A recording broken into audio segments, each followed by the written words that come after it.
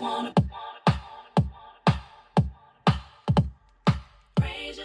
hello, comparison group. Welcome back to your show, our show, the people who get it, the smart people, the people who are the last line of defense in this country against crazy. I apologize for my outburst in the last episode. You know why I'm upset. In the corners of my mind, I just can't seem to find a reason to believe that I can break free. As you see, I have been down so long that I know hope is gone. But as I lift my hands, I understand that I should break through my circumstance. I'm upset because I can't watch TV in any waiting room anymore.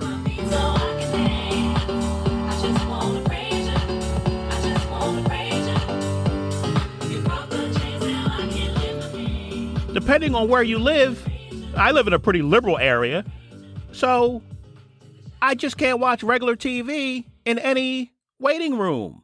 At the mechanic, at the dentist office, at the doctor's office. It's just too risky to put TV on in waiting rooms anymore. I'm going to get to the main topic in a minute, Biden versus Trump versus me. I'm going to explain to you exactly how I would differ as president from those two gentlemen, but it's too risky. What are you going to put on? You can't put on the news. You just can't. You can't. CNN, MSNBC, Fox. You can't put on the news. You can't even put on ABC. You can't put on Good Morning America. So what are you going to put on? What, game shows? Oh, no. The host of any game show may have said something that offended people at some point. So you can't do that. You want to put on TV Land? Put on old shows you think is safe? What, Gilligan's Island? Where they objectified women like Marianne and Ginger with that dress and those booty shorts? You put on Leave It to Beaver to show the subjugated women with the mom wearing an apron, always at home, stay-at-home mom? Nah, can't do that. You put on the Jeffersons with George Jefferson calling his neighbor a honky every episode? Nah, I can't put on that. So what are you going to put on? Are you going to put on cartoons? Oh, which one? The one with the racist mouse, Speedy Gonzales? Or the one with the sexual predator skunk, Pepe Le Pew? Nope, can't put on TV. I can't watch TV in any waiting room anymore because of the political climate in America. Everybody's offended by something. So I just got to sit there and stare at the wall or watch some monitor where generic ads just scroll one after another. God forbid there's somebody sitting there with you and they start a conversation and say, "Hi, my name is Sean." Non-gender specific. Oh, boy. Oh, no. Oh, no. Give me a gender. So I'm upset. My frustration boiled over in the last episode. What was the last episode? A wake-up call for America. My frustration boiled over. I apologize, as I said, for my outburst because it's not always helpful. I always tell you it's not helpful to yell and scream and call people names. I get that. But in any case, thank you for your nice comments. Most people had nice comments, appreciated some of the things I said. But it was brought to my attention that not everybody appreciated what I said in that last episode. Take a listen to this. And it just doesn't make sense. You know, there's a reason. And here, we're looking at something that makes no sense. This guy's getting crazier by the day. He's got no money. The campaign is just broke. People don't want to give money. He's down 200,000 contributors to where he was this time in the cycle 4 years ago. Biden's raised $71 million. People are begging, literally begging. And any idiot that runs some like podcast, they're begging. They're calling contributors and saying, how can I? What did he say? What did he say? Can you play that again?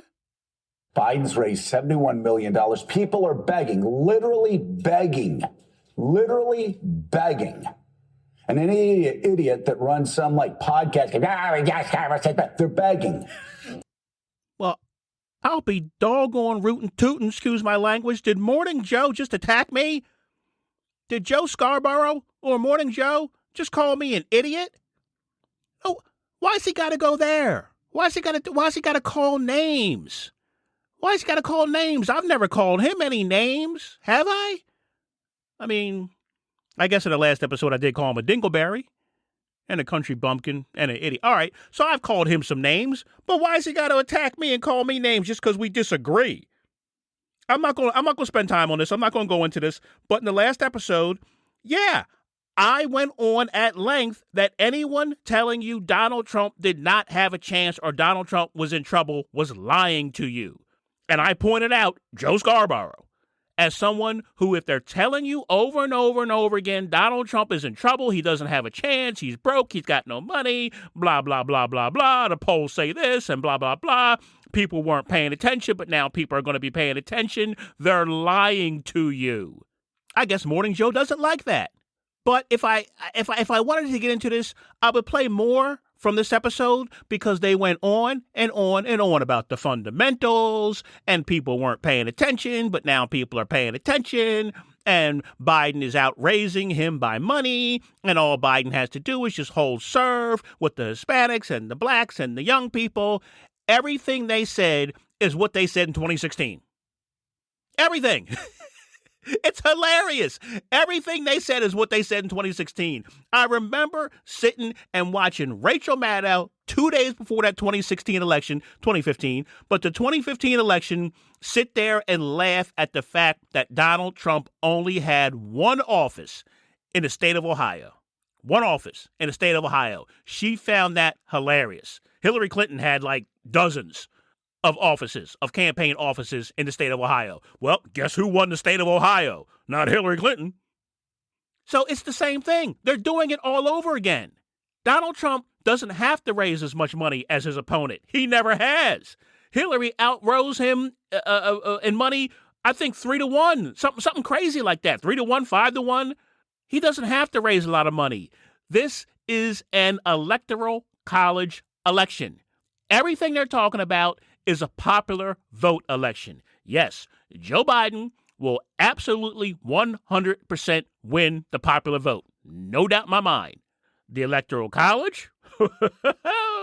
That's another story. That's another story. I told you. Arizona, Wisconsin, Georgia, Pennsylvania, Michigan, going to be very tough this time around for Joe Biden. But what are they focusing on? The Electoral College? Nope. Everything they're talking about is a popular vote election. That's all. That's it. That's all I'm going to say about this idiot. Wants to call people idiots, podcaster idiot. Don't you get me started on who's the idiot. Oh, I want so bad. I want so bad to play the clip of his show when he talked about Trump and the merger and the billions that he completely missed, that his network completely missed, that all the media completely missed, that I told you about the merger. Oh, I want to play it for you. I don't understand. I don't understand this. I'm clueless. I don't understand. This sounds like a Ponzi scheme to me. That's what he said. That's what Morning Joe said. This sounds like a Ponzi scheme to me. Well, Morning Joe, Joe Scarborough, you better go talk to the SEC then. If it sounds like a Ponzi scheme, go talk to the SEC and ask them why did they scrutinize this merger for a year and then approve a Ponzi scheme, if that's what you think it is. And some other knucklehead over there chimes in, oh, I guess this is just people trying to curry favor with who they think is going to be the next president of the United States. So that's their next theory. Oh, this must just be people giving Donald Trump money to curry favor because they think he's going to be president. Listen to me. Listen to me, please. The people who are getting in bed with Donald Trump on this business hope he doesn't become president of the United States. It will screw up all their plans if he becomes president of the United States. Why? Because they need people angry. They need people angry. People won't be as angry if Donald Trump becomes president of the United States. It's also easier to convince people of things if they're angry. So what the investors are buying is not Truth Social. It's not some thriving social media business, Truth Social. No, it's not. That's not what they're buying. What they're buying is the loyal, diehard, engaged. In other words, they pay attention. They listen. The millions of loyal, diehard, engaged Trump supporters. Now, once they buy these supporters, basically, what do they want from them? What do they need to keep them angry to convince them of? What do they want? Think about it. What do they want? What do they always want? Money. Money. That's what they want. Money. They want to make money off of them. It always goes back to that. It's buy from me, don't buy from them. It's setting up their own little universe where they say, buy from the patriots, buy from the Trump backers, buy from the freedom-loving people, don't buy from those liberals. You sick of having to give your money to liberals? Well, we got a company for you over here. You're sick of sending your kids to those liberal schools? Well, we got schools for you over here. You're sick of reading that liberal garbage media? Well, we got media for you over here. It's all about money. It's all about capturing those millions of engaged, diehard supporters of Donald Trump. That's all it is. It's not about an election. For Donald Trump, his ego, it gets in the way because he doesn't know what he wants to do, be the media mogul or be the president. So he's a problem. No doubt about it. The other people, they know what they want. They're focused. They want the money. They want the cash in. That's what they want, and that's what they're doing. I could go more. I could tell you more. But yeah, all right, I'll move on because that's not necessarily what you tuned in for. You want to hear Trump versus Biden versus me. I'll get to that. Oh, I could tell you so much more. But okay, after doing this podcast now for, I don't know, over 100 episodes, I've come to realize I have no choice but to run for president myself. Looking at Biden, looking at Trump, there are two nominees now. Officially the nominees, basically. I know no labels. They're this independent third party outfit. They're looking for a candidate. I could be your candidate. I have no choice. I got to run. I got to run for president now. This is something I said I'd never do. I didn't want to do this. I didn't want to run for president. I don't want to be in politics. But I got no choice. And I don't have to do a whole lot of campaigning. You know how when people run for president, they write a book? Like the year before they declare they're running for president, they write a book. Well, my podcast is my book. All my ideas, all my thoughts, everything I would, it's out there. So I'm not going to campaign in this episode. I'm going to skip ahead. I'm just going to skip ahead to what I would do or how I would be different from Biden or Donald Trump if I was president. So let's assume I've won. I've been elected. I won the election. How would I be different? Number one, very first order of business after I win the election, I'm planning a party. I am planning a huge, crazy, out of control, 1 month long party at the White House. That's number one. That's the first thing. You know how people say, what are you going to do on your first day in office? I'm going to do this on the first day. On the first day, I'm throwing a party. I just got elected president. I clean toilets for a living, and now I'm president. I'm throwing a party. And everyone's going to be there. And everyone who's not there is going to want to be there. It's going to be some of my favorite celebrities from music and TV and movies, celebrities from sports, even social media celebrities, influencers, as you call them. I don't always like them, but they're going to be there. I'm going to have people performing like Elton John and Jelly Roll and Luke Bryan and Gwen Stefani. She can bring her husband if she wants, but I'm not encouraging it. I'm going to have Cardi B there, Pitbull. I'll even have Jay-Z and Beyonce. I don't necessarily want them to be there, but I need them to be there. So you can see I'm going to have a diverse, eclectic group of people, group of celebrities at this party. Oprah will be there. Maybe with Stedman, maybe not. I don't know. I'm sure she'll bring Gail. Whoopi Goldberg will be there. Maybe Joey Behar. Definitely not Sonny Huston. But it won't just be celebrities. Oh, no. I'm going to have business people there. Leaders in technology and finance and information. There will be no media, no politicians, no sourpusses like Bernie Sanders or Elizabeth Warren or Alexandria, I can make medicine sick, Ocasio-Cortez. No sourpusses bringing down the vibe. But I will invite the head of the AFL-CIO and the Automakers Union. Hope they come. I'll invite all the heads of the big labor groups. I'll invite the police unions. And I'll invite some of the most influential community leaders and pastors and social workers and activist groups. Oh, hey, wait a minute here. Some of my smarter listeners are starting to catch on. Now, some of the guests will stay at the White House, as many as I can keep there. And then I'll tell others, hey, look, I got floors reserved at hotels nearby. You got to come back tomorrow. I've almost convinced Oprah to do a keg stand. You can't miss that. And for a month, people will come. And they will mingle, and they will drink, and they will eat, and they will laugh at the comedians I've invited, like Dave Chappelle and Jeff Foxworthy. And over the course of the month, at the party, I'll make my way around.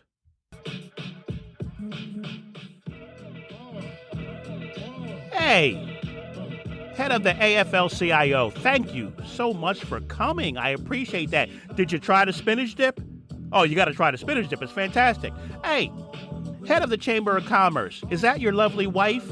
I want you to meet someone. Wife of the Chamber of Commerce, this is the head of the AFL-CIO. I think you two might have something in common. Why don't you talk for a little bit? Hey, enjoy yourselves. Get another drink.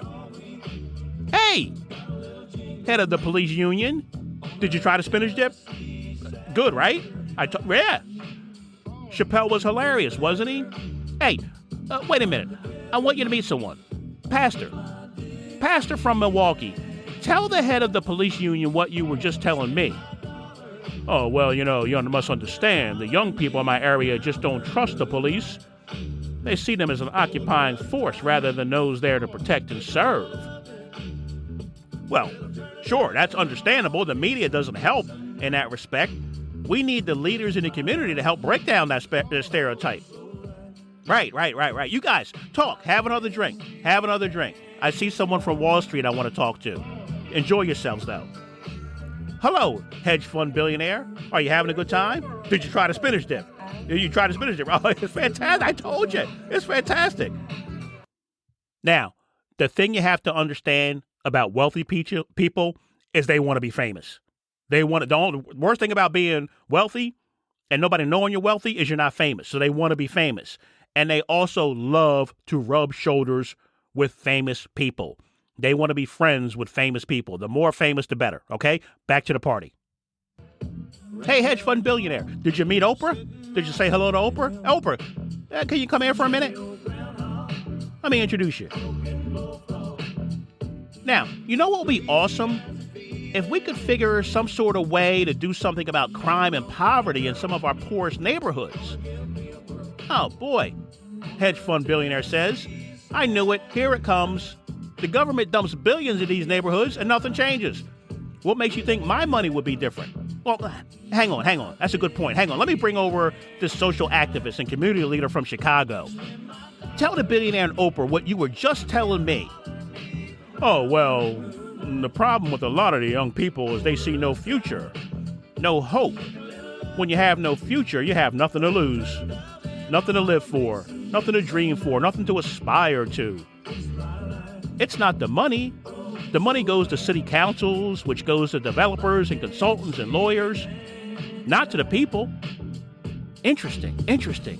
So, what were you saying? How do we get the money to the people? Well, they have to see a direct link to their own businesses, owned by people in the community. Housing, owned by people in the community. Don't have government employees cleaning streets, mowing the lawns at public schools, cleaning the parks. Privatize those companies, but owned by the people from the community who will hire people from the community. Oh, that's interesting. And so you think the community, they'll be more likely to want to work for those people. They'll be enthused to work for those people because they're from their own community. And these are good, smart, capable people in these communities. They just need an opportunity in capital equity investment, right? The hedge fund billionaire says, I don't know. You know what? Beyonce, come here. You remember what we were talking about? Tell the hedge fund billionaire and the community leader how you'd like to be involved with them in this new idea to uplift these communities. Now you know why I had to have Beyonce there. And so it goes for a month. People eating, drinking, laughing, doing whatever drugs Hunter Biden left behind, having fun. Seeing people they saw as adversaries because they have never spoken outside of a conference room as maybe someone they can get along with and have an understanding with. That's it.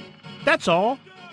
That's my first agenda, is to bring people together that have never been brought together before. Not in this way. Now, The people out there sucking their teeth, saying, this guy's such an idiot.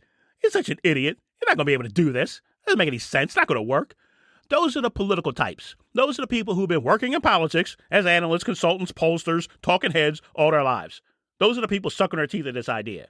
They are the ones who want to bring these people into a conference room and put the name cards in front of them with a bottle of water. Everybody gets a bottle of water, and the media is there, and everyone shows up with an agenda, and they all watch what they say because they know after the meeting, it's going to end up in the media. After the meeting, it's going to end up in the media what they said. And so nobody says anything. Nobody commits to anything because they don't want to be on the record. But at my parties, what you say at my parties stays at my parties. That's going to be the agreement. That's going to be the guarantee. Because if you leak what's said, what's agreed upon, what's talked about, you don't get invited to the next party. And trust me, everybody's going to want to be at these parties. That's how you get stuff done. That's how you form relationships, real relationships. That's how people get to know one another. They don't get to know one another staring at somebody across a conference table. They get to know their families. Hey, meet this one's wife. Hey, look, he brought his kids this time. Did you know that your kid was also involved with that? Did you know? Did you meet? Did you see? Did you talk to?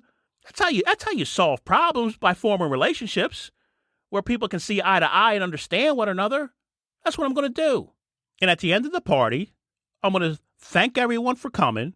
And I'm going to say, thank you, Mr. President. I'm going to say, please call me Your Grace. I prefer to be called Your Grace. I just think that's cooler. And I'm going to let them know this is a new administration. There's a new sheriff in town. And the philosophy in Washington is going to change a bit. And the philosophy throughout my administration will be two things.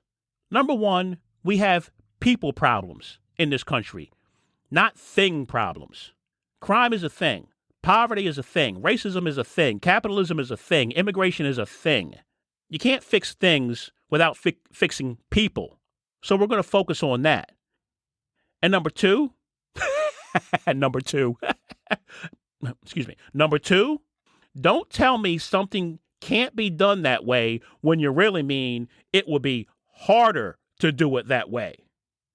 For too long, Washington says, oh, no, you can't do it that way. You can't do it that way, but you can. It just will be harder.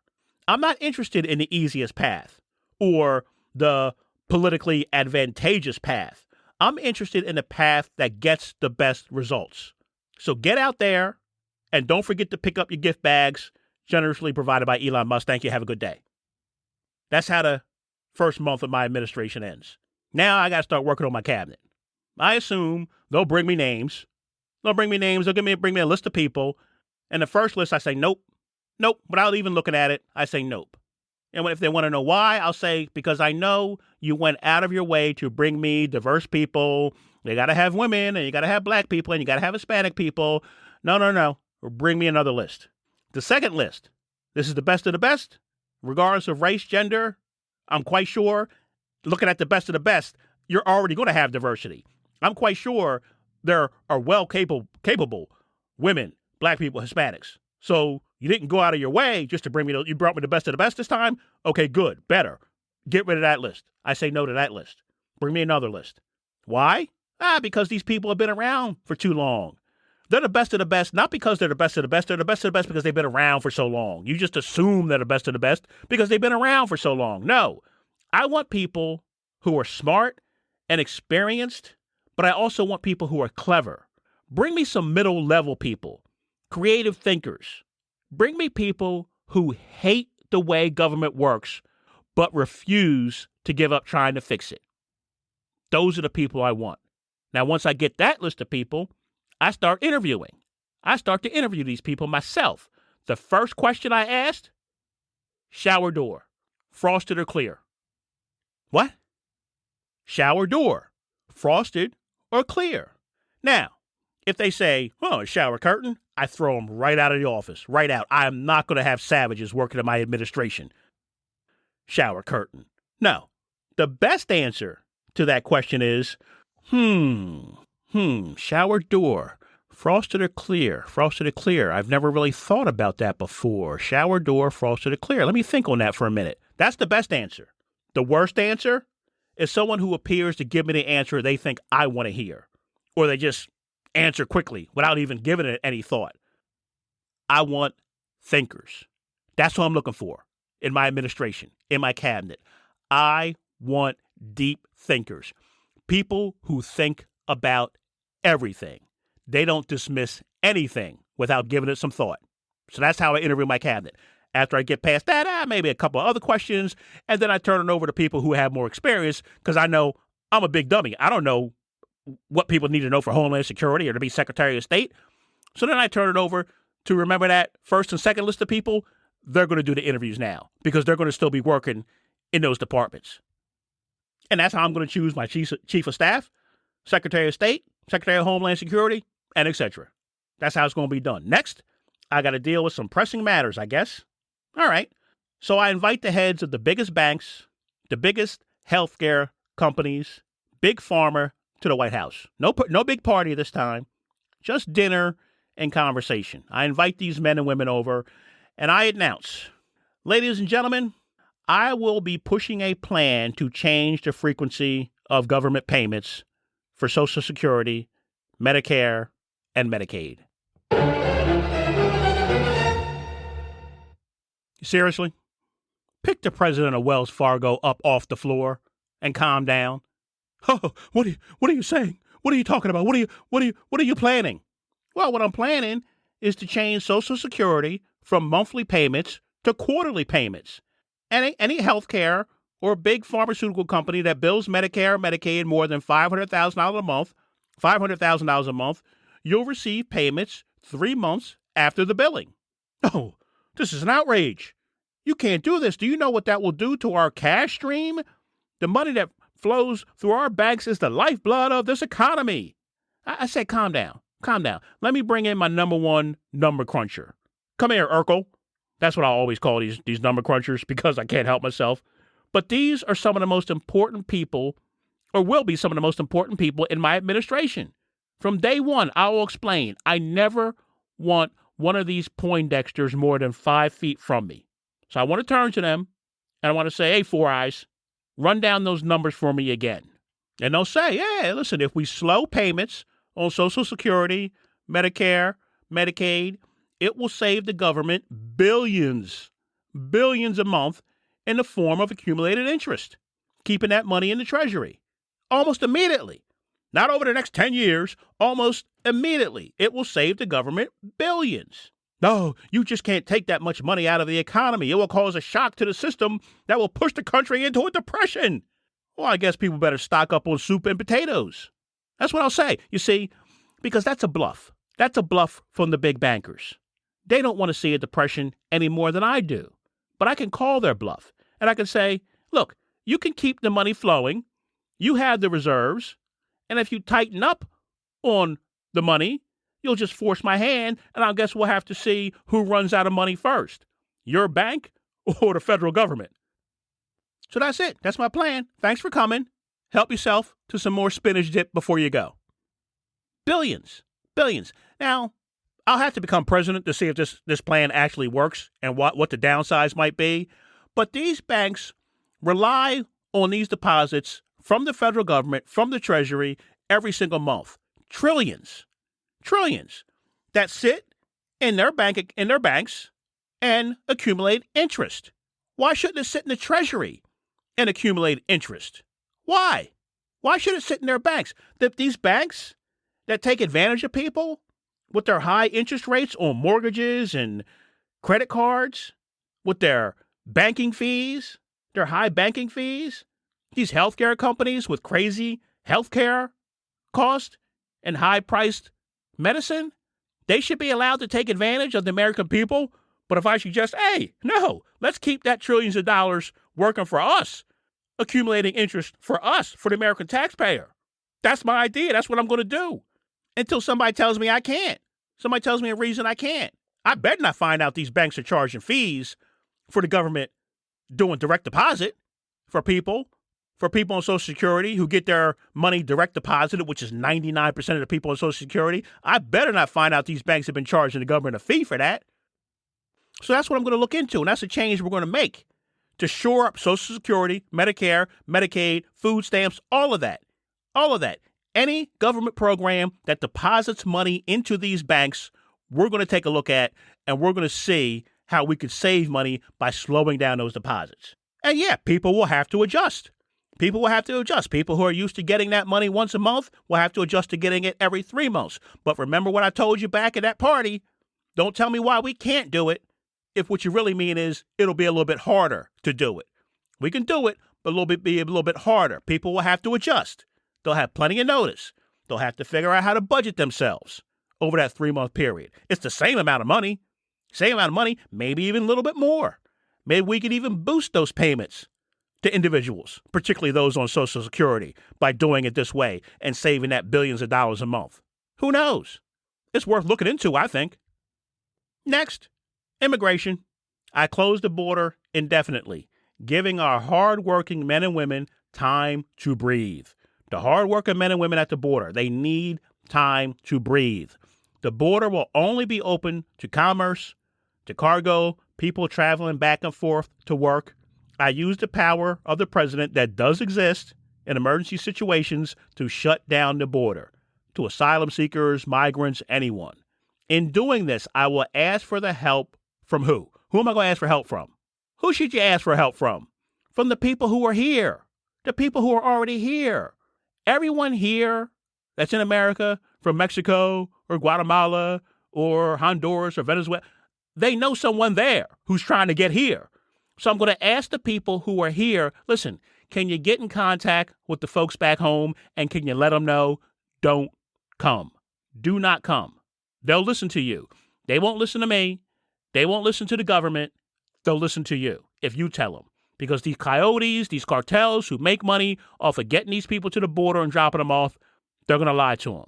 So I need you to tell them, don't come. You're not going to get in. All these Border Patrol agents who are working, chasing down people or working, trying to deal with the thousands of asylum seekers or thousands of migrants who show up at the border crossings, they are now going to be reassigned to stopping people from getting into the country. They're going to be all along the border, try and keep them no more than 10 feet apart along the border for the foreseeable future to stop people from getting into the country. So please tell people not to come. That will give me some time to work on a solution. And the solution I partly talked about already a few episodes ago, so I'll be brief. The solution will include a couple of choices. Either the world community sees the migration issue as a global climate change issue and commits to helping with investment in Central and South America, because a lot of this migration is due to climate change, due to serious hurricanes, lack of water, lack of food. We didn't cause that problem all by ourselves. Not to mention the drug cartels that operate in this area. They send drugs all over the world, not just to America. The fentanyl and all the rest of it, it makes its way from South and Central America to all parts all over the world. So this is a global problem. And we need the rest of the world to help us to solve this problem. Now, that's one choice. If they choose not to see it that way and not to do that, well, I will announce you can anticipate the makeup of North America changing slightly in the foreseeable future. Now, listen to me. Some of my ideas are a little bit out of the box, all right? Instead of the United States and Honduras and Guatemala and Mexico, North America is going to be Canada and the United States. That's it. Canada and the United States. You're crazy if you think I'm going to sit here as president of the United States and watch all of these desperate, struggling men, women, children from all these countries dying, killing themselves to get to the United States of America because their countries, their government is either unwilling or unable to do anything for them. You think we're just going to spend billions upon billions upon billions up into the trillions of dollars here in this country because their governments will not invest in their own countries or unable to invest in their own countries? Oh, no. Oh, no. We're going to be changing that. If the global community won't help us, we're going to be making some changes in those countries ourselves. And if you got a problem with that, you can speak to my good friend over here, my Secretary of Defense, Mike Tyson. He'll straighten you out. We're going to step into those countries. We're going to take control, and we're going to start to rebuild those countries. In other words, we're going to have the people in those countries doing construction there instead of feeling the need to come here to do the construction. Some of the best people in the world of construction are there, and then they come here. That doesn't make any sense. Makes no sense at all. So we're going to make that change. That's my immigration plan. Like I said, some of the stuff's a little bit out of the box. I might have lost some people there, but hey, it's a big country. We're divided. I know some people are picking up what I'm putting down. Next, guns. That's my next challenge, gun violence. Now, first of all, anyone who accuses me of planning to take guns or be against the Second Amendment, I'm going to shoot. I'm going to shoot you. I'm going to take out my Glock 19 and I'm going to shoot you in the leg. And so that will take care of that talking point. After I shoot half a dozen people, they'll stop saying, I'm going to take your guns. After that, I will announce we'll be moving towards smart gun technology in this country. That is a fact. It is going to happen. There is no reason technology that has been around for over 10 years now that could be used to prevent thousands of suicides, dozens of accidental deaths, hundreds of killings from stolen guns every year should not be available to the American gun consumer. So we're going to move to smart gun technology. Now, in the past, gun groups have fought this technology as not perfected, not reliable, but guns can sometimes jam. Guns aren't perfected. They can sometimes misfire or jam on you. So locking triggers that are unlocked by a retina scan or fingerprint scan could cut gun deaths in this country in half. We have to make smart gun technology available to the American consumer. And I know the focus tends to be on mass shootings, long guns, and mental health. And I'll work on that too.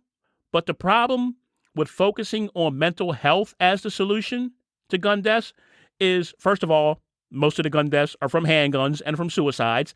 And second of all, people who have mental health issues don't always know they have mental health issues. They don't know they're suffering from mental illness. Family members or those close to them sometimes don't want to admit or accept the person is suffering from mental illness. And you can't force them to go get treatment.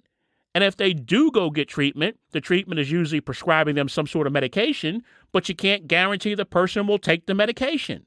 So the answer doesn't just lie with dumping more money into mental health. Unfortunately, that solution will fall short. So we have to make the change to smart gun technology. I'm getting tired. This is running longer than I thought it was going to. I'm going to stop here. I've said enough. I've said that's like my first 100 days. You know how they always go, oh, let's take a look back at the president's first 100 days. I'm going to say, please call me your grace, not president. And I'm going to say, okay, let's take a look back at my first 100 days. I put in place a plan to fix Social Security, Medicare, Medicaid, put in place a plan to solve crime and poverty, uplifting some of these poorer communities, put in a plan to fix immigration, close the border. We're working on that. Put in place a plan to lower gun deaths with smart gun technology. I've reimagined government to focus on people solutions as opposed to thing solutions. I put us on a path to dramatically reduce our spending. I've done a lot in my first 100 days. Worked my butt off because I'm not used to working more than a couple hours a day, I'll be honest with you. I don't even have time to get into my plan about how I can reduce prices by creating stock market savings plans for every American, available to every American, using the billions of dollars I've already saved to start Americans out with a little savings account tied to the Dow so that all the American people can benefit from a bull market, thus pushing the stock prices up of some of these larger corporations, which in turn will prevent them from feeling the need to constantly increase their prices, lowering inflation for everyone, while at the same time allowing people to benefit from these stock run-ups. I got a million of them. You might be sitting there saying, who was this guy? How does he come up with all this stuff? I don't know. Probably because I'm a genius or something. I don't know. Oh, excuse me. Beg your pardon. So those are some of my ideas. That's how I would differ as president from Joe Biden or Donald Trump. So cast your vote. Cast your vote for me. Put me in the White House. Put me in the White House. Give me a shot. Give me my chance. Put me on your ticket. No labels. Let me run. Let me convince the American people. My way is the best way. My way is the best way. I'll have some haters, sure. the people who like the way things are, the ones with the most to lose from my ideas, maybe even some foreign governments might even come after me. But that's okay, because when I'm in charge, the United States is going to start acting like the United States again, the country that shoots first and asks questions later. We built a space force for a reason. Yes, my administration will restore the United States to its rightful place in the world. The shining city on a hill, the indispensable nation. I've seen the mountaintop. If you run for president, you're going to have to release your taxes, right? I would like to announce effective immediately, I am suspending my campaign for president of the United States of America. That's okay, though. You don't need me. You don't need me because remember, we have people problems, not thing problems. And the nice thing about people problems, you know the nice thing about people problems is you control you. We all have things that we're believing for, dreams that we want to accomplish, problems we're hoping will turn around. Maybe it's to see our family restored, to lose some weight, to break an addiction, to start our own business. But sometimes as it goes on month after month, even year after year, and we don't see anything changing, it's easy to get discouraged and think, it's never going to happen. This is as good as it gets. I'll just learn to live with it. We all go through disappointments, setbacks, loss. Pain is a part of life. It's easy to get discouraged, even bitter. Think, why is this happening to me? Sometimes we look at pieces in our lives that don't make sense. The key is what we do in our times of pain. Pain will change us. Heartache, loss, disappointments, they don't leave us the same.